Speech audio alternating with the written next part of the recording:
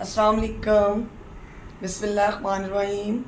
السلام علیکم عزیز طالبات، طالب علم، کیسے ہیں آپ؟ آج مضمون پڑھ لیتے ہیں۔ مضمون نگاری ہمارا موضوع ہے۔ امید ہے آپ کو پسند آئے گا اور اسی طرح لائک اور شیئر کرتے رہیں۔ مضمون نگاری کیا ہوتا ہے کہ ہم پہلے مضمون لکھا جاتا تھا، ہم نے زیادہ سے زیادہ اس طرح ہیڈنگ دے دیتے تھے، سرخیاں، شاید سرخیاں، چھوٹی چھوٹی ذیلی سرخیاں جس کو کہتے ہیں، اور اس کے طرح مضمون لکھ لیتے تھے۔ اب جو مضمون ہے، مضمون کا اصل جو مطلب ہوتا ہے وہ دیکھیں، عربی زبان کا لفظ ہے جس کے معنی مطلب یا کسی موضوع پر تحریر ہے، کسی موضوع پر مدلل اور ادبی انداز میں اظہار خیال کو اردو میں مضمون جبکہ انگریزی میں ایسے کہا جاتا ہے۔ اب ہم امتحانی نقطہ نگاہ سے دیکھتے ہیں کہ مضمون نگاری کیسے لکھی جائے۔ سب سے پہلے تو کوئی بھی چیز آپ لکھیں، غلطیاں نہ کریں۔ جیسے یہ مجھ سے غلطی ہوئی اور میں نے یوں بار بار اسے کٹ کے، کوئی بچے ہوتے ہیں اس پہ زیادہ یوں یوں یوں یوں یوں کر دیتے ہیں، یہ دیکھیں، تو یہ یوں یوں یوں یوں یوں نہیں کرنی، یہ دیکھیں۔ اگر کوئی غلطی ہوگی تو ہلکا سا کٹ لگا دیں یا ریموور رکھیں اس طرح، تو پھر یہ جو آپ کا خط ہے وہ خراب نہیں ہوتا۔ سب سے پہلے تو اپنا، جیسے آج ہم نے اسوہ حسنہ پڑھنا ہے، مضمون یعنی اسوہ حسنہ، ہم نبی اکرم صلی اللہ علیہ وسلم کو جو اسوہ ہے، رول ماڈل یا کردار، جو راستہ ہے ان کا، وہ ہم نے دیکھنا ہے کیسے تھا۔ جی، سب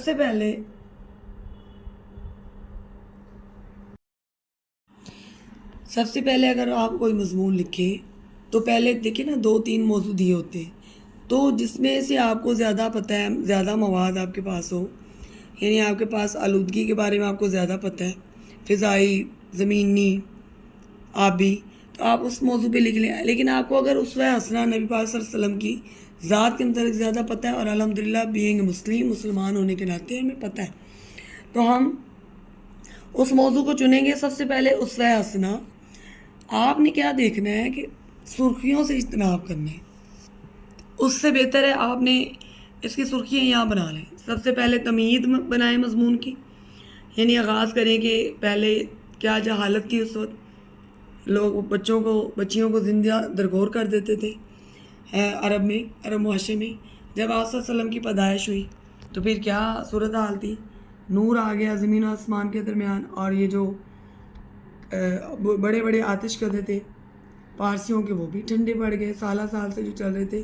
پھر آپ کا بچپن بتائیں، پھر آپ صلی اللہ علیہ وسلم پر جو پہلی وحی سورہ الگ کی نازل ہوئی غار ہرا میں، آپ کا جانوروں پر کیسا رحم تھا، عورتوں کی آپ نے عزت و تکریم کیسے کی۔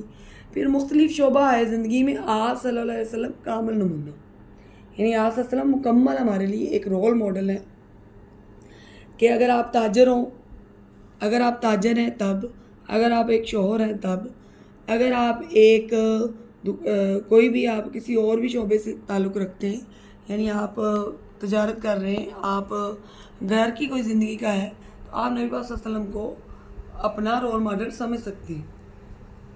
اگر آپ باپ کا رول دیکھنا چاہتے ہیں، باپ کیسا بننا ہے، بیٹا کیسا بننا ہے، شوہر کیسا بننا ہے، تو ان سب کی جو ہے نبی پاک صلی اللہ علیہ وسلم کی ہمارے لیے رول ماڈل ہے۔ اب آ جاتی ہے، یہ تو ہم نے سمجھ لیا کہ ہم نے اس طرح سرخیاں بنا لی ہے، کچی پینسل پہ آپ نے یوں لائن لگا لیں اور ساتھ لکھ لیں، ٹھیک ہے۔ باقی مضمون اسی طرح یہاں پہ لکھنا ہے۔ کیسے لکھنا ہے؟ احادیث، آیات، آپ نے سب سے پہلے تمہید کر لی آپ صلی اللہ علیہ وسلم کی پیدائش کے متعلق۔ اگر آپ کو کوئی اشعار یاد ہے، آیات یاد ہیں، حدیث ہے، تو آپ اس کے متعلق لکھیں، اور سرخیوں سے اجتناب کریں، یعنی ہیڈنگ نہ دیں، خوش خط لکھیں، یہ دیکھیں، پیارا لکھیں، خوش خط لکھیں، اور اپنے اس موضوع کے متعلق مطالعہ کریں، ارد گرد اور بھی کتابوں کا لائبریری وزٹ کریں، تو دیکھیں پھر آپ کو اس سے زیادہ آگہی ہوگی۔ بار بار فقرات نہ دہرائیں، یعنی یہ بار بار نہ لکھیں کہ آپ خاتم النبیین ہیں یا اس طرح، بار بار وہ چیزیں نہ استعمال کریں، مشکل الفاظ نہ لکھیں، اور آخر میں خاتمہ بھی ہو، جیسے آپ نے تمہید کی ہے نا، یہ دیکھیں آغاز کیا ہے، تو خاتمہ بھی مضمون کا اچھا ہو، اچھے پیرائے میں ہو کہ آج دیکھ لیں تمام جہانوں پہ جو رحمت للعالمین بن کے ہے وہ نبی پاک صلی اللہ علیہ وسلم کی ذات ہے، اور وہ نبیوں میں رحمت لقب پانے والا، مراد غریبوں کی بھرلانے والا۔ یہ ہمارے پارٹ 1 تھا، انشاءاللہ ایک مضمون کے ساتھ پھر حاضر ہوں گے۔ بہت شکریہ، اللہ حافظ۔